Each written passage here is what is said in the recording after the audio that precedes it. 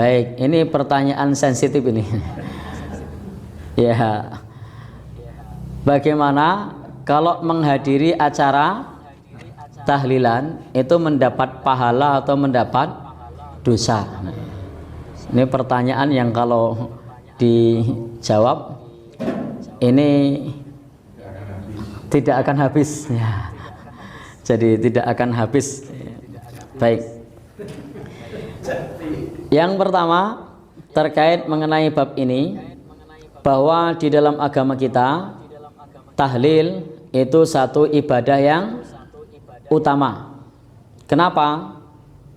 Karena memang tahlil itu ungkapan, ucapan la ilaha illallah. Itu adalah ucapan yang pahalanya besar. La ilaha illallah. Tiada sesembahan yang berhak disembah melainkan Allah. Dan ini adalah hakikatul dakwati rusul. Hakikat dakwah para rasul itu adalah la ilaha illallah. Tidak ada sesembahan yang berhak disembah melainkan Allah Subhanahu wa ta'ala. Orang yang mengucapkan ini di akhir hayatnya insya Allah masuk surga. Man kana akhiru kalamihi la ilaha illallah dakhalal jannah. Barang siapa yang akhir perkataannya la ilaha illallah masuk surga. Bahkan ini adalah cabang keimanan yang paling tinggi, itu adalah la ilaha illallah. Itu terkait tahlil.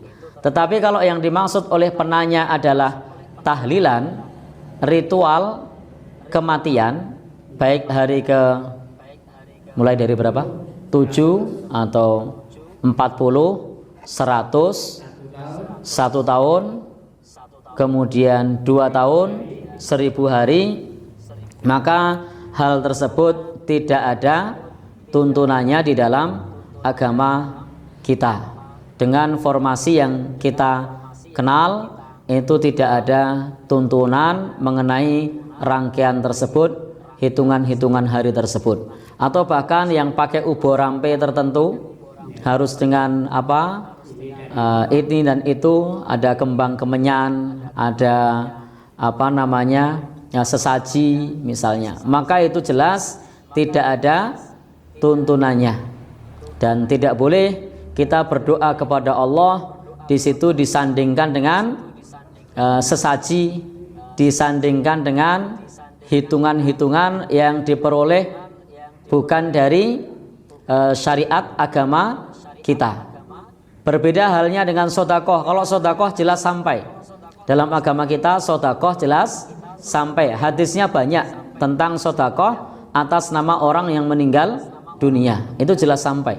Sebagaimana dalam hadis Nabi, ada orang yang bertanya kepada Nabi, inna ummi iftulitat, ibuku mati mendadak, walam tusi, ibuku belum sempat berwasiat, afata sodaktu anha falaha ajrun, apakah jika aku bersedekah atas namanya ibuku dapat pahalanya? Jawabnya na'am, ya. Jadi terkait bacaan tahlil itu jelas pahalanya besar ya. Kemudian sodakoh itu jelas pahalanya sampai. Tetapi rangkaian yang semacam yang kita kenal dengan hitungan-hitungan yang ada, dengan ubo rampe, sesaji dan serono-serono yang ada, itu tidak kita kenal di dalam agama kita, dan itu jelas tidak sampai. Itu jelas tidak sampai. Sebagaimana sabda Nabi, man amala amilan laisa alaihi amruna fahuwa raddun. Barang siapa yang beramal dengan suatu amalan yang tidak ada tuntunan dari kami, maka amalan tersebut tertolak. Maka amalan tersebut tertolak. Lalu bagaimana ketika kita hadir? Apakah berpahala atau tidak?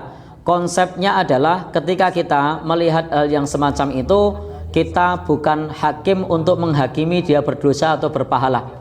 Karena dosa dan pahala itu urusan Allah Subhanahu wa ta'ala. Konsepnya kita adalah kalau amal itu ada tuntunannya, kerjakan. Kalau tidak ada tuntunannya, tinggalkan.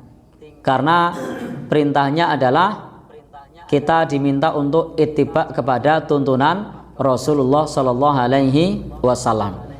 Dan kalau kemudian ada saudara kita yang menghadiri acara semacam itu, maka berikanlah udzur. Berikanlah udzur. Bisa jadi belum tahu, atau bisa jadi ada pertimbangan manfaat dan mudorot. Khawatir dikucilkan misalnya, atau khawatir dibully misalnya. Ada pertimbangan menghindari mudorot misalnya. Jadi kita tidak boleh menghakimi saudara kita dengan dosa, menghakimi saudara kita dengan neraka.